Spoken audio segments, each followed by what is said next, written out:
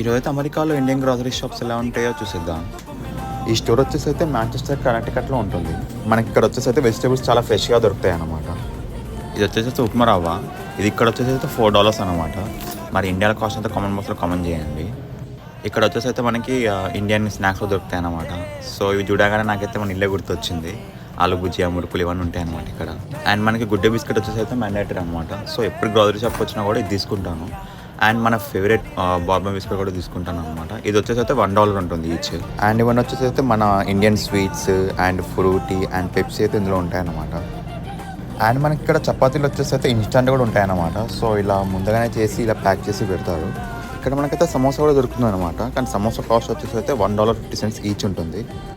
నేనైతే every 2 weeks ఒకసారి grocery షాప్కి అయితే వచ్చేస్తాను. ఓన్లీ కూరగాయలు తీసుకుందామని వస్తాను, కానీ కార్ట్ మొత్తం ఫుల్ చేసుకుని వెళ్తాను ఎప్పుడైనా. నా టోటల్ బిల్ వచ్చేసి అయితే $27 అయింది. అదే ఇండియన్ అమౌంట్ కన్వర్ట్ చేసుకుంటే 2300 అవుతుంది అనమాట. మనకి ఇక్కడ వచ్చేసి అయితే చాయ్ అయితే ఫ్రీగా పోస్తారు. సో ఎప్పుడు వచ్చినా అయితే చాయ్ అయితే పక్కా తాగుతాను. మరి మీ గ్రాసరీ షాపింగ్కి బిల్ అయితే ఎంత అవుతుందో కామెంట్ బాక్స్లో అయితే కామెంట్ చేసేయండి.